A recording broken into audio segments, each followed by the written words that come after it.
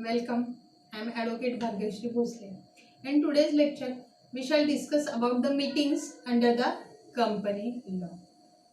The word meeting in context of the company means a gathering or assembly of a directors or a shareholders or both for taking the decision on the agenda before them. Basically, these people have been convinced for the purpose of achieving a common goal through the verbal interaction such as a sharing of a interaction or reaching a particular agreement. Meetings may be held face to face or virtually as immediately by communication technologies such as a telephonic conferences call or a video conferences. Then we shall see the provision regarding the various kinds of a meeting under the company law. First of all, the statutory meeting is very important meeting in case of the company. Statutory meeting is the first meeting of the shareholders of the company. It must be held within a period of not less than 1 month, nor more than 6 months from the date at which a company is entitled to commence a business. It is held only once in the lifetime of the company. A private company and a company limited by a guarantee and not having a share capital need not hold such a meeting. The purpose of a statutory meeting with its statutory report is to put the shareholders of the company in a possession of all the important facts relating to the new company. What shares have been taken up, what money received, etc. This also provides an opportunity to the shareholders of a meeting to discuss the whole situation and management and prospectus of the company. Annual general meeting. First important meeting in the life of the company is a statutory meeting. Then second important kind of a meeting in case of the company is an annual general meeting. Annual general meeting refer to a meeting which is held annually by the companies. It is important for every type of a company, whether it is a private company or a public company or limited by shares guarantee, to conduct an annual general meeting once in a year. There should be a gap of there should not be a gap of more than 15 months between two annual general meetings. An exception is given when a company is incorporated. In such a case, the company may not conduct an annual general meeting in the year at all. After incorporation, the company need to conduct an annual general meeting within 18 months. According to Section 166 of the Companies Act, the first meeting after the incorporation of the company must be held within 18 months subject to the exception in the incorporation. According to Section 167 of the Act, in case there is a default of the company in conducting an annual general meeting and any member of the company files an application for the contravention of the said default, the regional director of the company law board may call for a meeting or direct holding a meeting, and then the meeting would be conducted at the annual general meeting.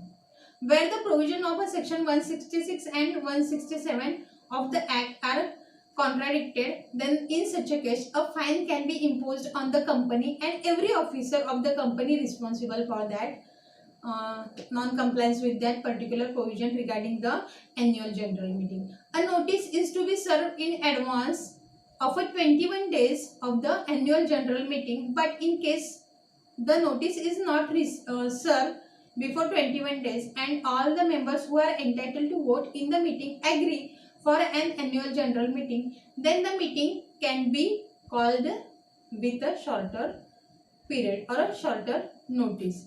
The matter which are taken up to be discussed in an annual general meeting are known as an ordinary business. These are the matter which are discussed in every annual general meeting. Ordinary business constitute of a discussion on an annual accounts, important reports such as the director's report, auditor's report, declaration of a dividend, the appointment of a director, etc. Apart from the ordinary business, a special business can also be discussed in a annual general meeting. First important meeting is a statutory meeting. Second important meeting is the annual general meeting. And third one, extraordinary general meeting. The matter which constitute to be ordinary business of the company is discussed in a statutory meeting and annual general meeting. To discuss the matter apart from the ordinary business, that is a special business, extraordinary general meeting is called for. Any company which is called apart from the statutory meeting and annual general meeting is called as a extraordinary meeting. Extraordinary general meeting is usually called for discussing the matters which are urgent and can't wait to be discussed in the annual general meeting. The extraordinary general meeting can be called by the director of the company as well as by the shareholders who hold at least 1/10 of the paid up capital of the company. Shareholders can make a requisition to the board of a director of the company to call a meeting. If the meeting is not arranged or even after the requisition by the shareholder, then the shareholder may convey the meeting.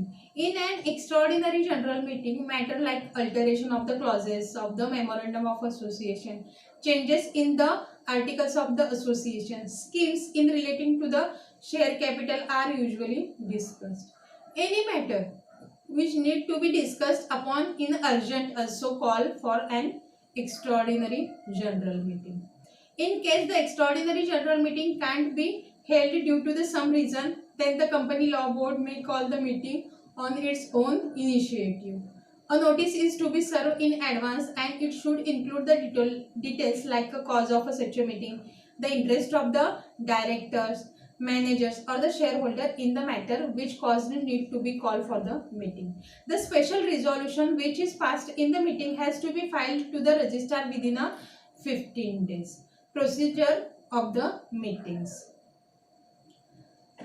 It is a responsibility of every director of the company to ensure that the procedure followed for the conducting the meeting of the company is valid and in the accordance with the Companies Act. The decision that are taken in the meeting should be in accordance with the section of the Companies Act. It is the duty of every director to ensure that member of the meeting are notified the details of the meeting like the place, time, date of the meeting, type of the meeting, the business that will be considered at the meeting, and the notice should be include the motion and resolution that will be put forward the meeting during the put forward to the members during the meeting. It is important to confirm that there is a quorum present before the meeting commenced and also important to ensure that the quorum is maintained during the process of the meeting as it is necessary for a valid motion to pass. If the quorum is achieved, the meeting may commence and all the voting and passing of the resolution during the meeting should be in confirmation with the rules under the Companies Act. And it should be accurately recorded in the minutes of the meeting. If the meeting is not conducted in accordance with the rules of the company, then the director of the company will be held responsible and be liable for the fine. A meeting must be chaired by the chairperson. The chairperson is responsible to control the proceeding of the meeting. He introduced and conclude the meeting.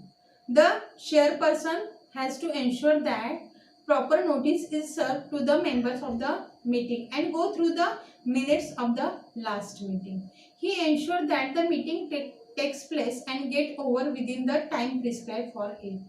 He keeps order and facilitates the meeting, ensure every gets an equal opportunity to share their views. The chairperson receives the motions and put a vote on such a motion. In case of a tie, the chairperson has to cast a final vote and declare the result. Then we shall see the provision regarding the notice of the meeting under the company law. A notice of a meeting is served to all the members of the meeting to discuss the business at the meeting. A notice is to be served to the members of the meeting in a manner which is prescribed under the Companies Act. Notice for the general meeting must also be served to the director, auditor and to any such a member who is entitled to share in case of the member of the meeting dies. In case of the company accidentally fails to serve a notice to a person who is entitled to receive it, the meeting would not be considered invalid. All the members of the meeting are entitled to vote in the matter raised in the meeting. The content of the notice depend on the type of the meeting which is called for. If the company has called an annual general meeting, it will include all ordinary business which will be discussed in the meeting, and if the extraordinary general meeting is called by the company, then the notice will be include the special business and resolution which will be discussed in the meeting. Annual general meeting needs a notice to be served to the member of the meeting in advance of 21 days, whereas the extraordinary general meeting notice is need to be served in advance of 14 days to the members of the company. Then we shall see the content of the notice. The notice must contain the following contents: the place where the meeting will be conducted, the date, day and time on which the meeting will be conducted, the business which will be discussed in the meeting, brief of the business, the date on which notice is served, signature of the conveyor of the meeting, etc. All these content should be mentioned in the notice of the meeting. Then we come to the quorum of the meeting. Section 103 of the Companies Act laid down that quorum which is required for the meeting. The quorum refers to the minimum number of members required to conduct a meeting. According to section 174 of the Companies Act, 1/3 of a total number of a member to meeting constitute a quorum for the meeting. 1/3 of the total number of a member constitute a quorum for a meeting. In a meeting, a minimum of 2 directors are required to attend the meeting, but where the company is owned by the single person, then the condition does not apply. According to section 174 of the Companies Act, it is possible for the director to attend a meeting through video conference call. A director attending a meeting through video conference will be considered as while counting for the quorum. A quorum of the meeting has to be maintained throughout the meeting. In order to ensure that quorum is present throughout the meeting, a roll call is to be made by a chairperson before the commencement, in between and after every break and at the time when the meeting is being concluded. In case the quorum is not present, then the meeting will be called off. Then we shall discuss about the chairman of the meeting. A meeting is chaired by a chairperson. A chairperson is also known as a chairman and is responsible to control the proceeding of the meeting. He introduce and conclude the meeting. The chairperson has to ensure that a proper notice is served to the members of the meeting and has to go through the minutes of the last meeting, in the beginning of each meeting. Then we shall discuss about the voting right of the in a meeting. In case there is a matter which need to be decided on in the meeting, it is done by the votes of the member of the meeting. Every member who is limited by company who is member of the limited company by shares, hold equity share capital, will have a right to vote on all resolution which lies before the company. Section 188 state that the member who are entitled to vote shall have a voting right on a poll in the proportion to the shares held by him to paid up equity share capital of the company. The members of the company who are limited by shares and hold the preference share capital have a right to vote on a polls in which the resolution that is placed before the company directly affect the right of a member related to the preference shares. The members of the company are also have a right to vote on the resolutions such as the winding up of the company, for the repayment or for the reduction of the company's equity or a preference share capital. Voting polls are conducted in a meeting to pass a resolution. The procedure is preceded by the chairman. The common method used for the voting is by showing or raising the hands, voice notes, raising method, ballot, a proxy or a postal votes, etc. Then we shall discuss about the resolution by the postal ballot. According to section 110 of the Companies Act, a postal ballot is a method of a voting which is used when a member who is entitled to vote cannot be physically present to vote. In such a circumstances, the member who is entitled to vote can send his vote by posting it. Postal ballot refer to the method of a voting by post. This method enables the member to vote who otherwise would not have been able to because of their physical absence. The vote can be sent through the registered post, courier service, speed post or by electronic means such as email. Postal ballot cannot be used in case where the company is one person company or in case the company has up to 200 members. Then we shall see the electronic mode of a voting. Voting for the resolution by electronic means is known as a casting vote by electronic mode or electronic voting. Voting by electronic mode include voting by punched card, optional scan voting system and specialized voting like telephones, private computer networks, internet, etc.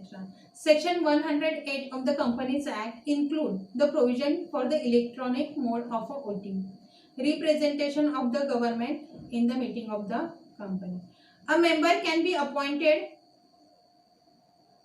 Another important point regarding the representation of the government in the meetings of the company. A member can be appointed by the government to attend the meeting of the company in case the government is a member of the company. The member appointed can be any person who the government thinks to be fit to attend the meeting. The person who is appointed as a representative of the government shall attend the meeting as every member of the meeting and shall exercise the similar rights and powers. Then we shall see the kinds of a resolution passed in a meeting. A resolution can be defined as a decision which is taken by the limited company's director or a shareholders and is a legally binding. A resolution can be passed by the member of the meeting if the majority of votes are received in favor of that particular resolution. There are three kinds of a resolution, namely ordinary resolution, special resolution and written resolution. Among them, we shall discuss about the ordinary resolution. Ordinary resolution refers to the resolution that can be passed by a simple majority. It can be used for all kinds of a matter unless there is need to be for a special resolution. The ordinary resolution are generally filed with a government body, that is regarding the company's house. Then second important resolution is a special resolution. These resolutions which are needed to be passed by a majority at least 75% of a total votes in favor of that particular resolution at a general meeting is referred as a special resolution. It is generally used in a cases where the resolution can't be passed by an ordinary resolution and consist of the special extraordinary matters.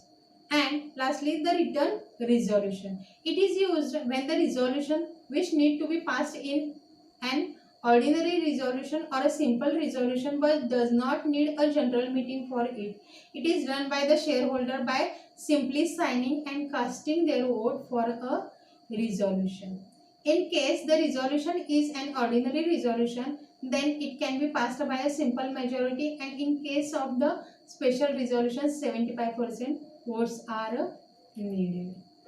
Then we shall discuss about the minutes of the meeting. The minutes of a meeting is an essential document in which all the points, discussions, decisions which were taken in the meeting are recorded. It is an official document and is mandatorily referred to before starting a new meeting. Minutes are final when it is approved by the members of the meeting and signed by the chairperson. Minutes are written in a factual manner which give a gist of the meeting. It is generally comprised of the detail of the meeting such as the date of the meeting, member who are attended or failed to attend the meeting, proposed motion and amendment in the meeting, the prosper of the such a motion and the members who approved it. Detail of the procedure of a voting, recommendation and decision in relation to the motion, etc. And finally, we shall see the conclusion regarding the meeting. A company is an association of a person. All the matter of the company have to be decided by the members of the company. The decision which taken place in order to decide the matters of the company are known as the meeting of the company. The Companies Act contain many provisions in relation to the meeting of the company. The meeting of the company for deciding on the ordinary business and special business or extraordinary business take place by the following separate procedure and rules. The meeting may take place at the different level of the company to decide the matter which lie before the company. Shareholders as owner of the company have the right to convene a meeting to pass a resolution. The chairperson of the meeting precedes the meeting. A mandatory quorum is needed for the convention of the meeting. The discussion which take place in order to decide on the matter of the company are known as a meeting of the company. The Companies Act contain many provisions in relating to the meeting of the company.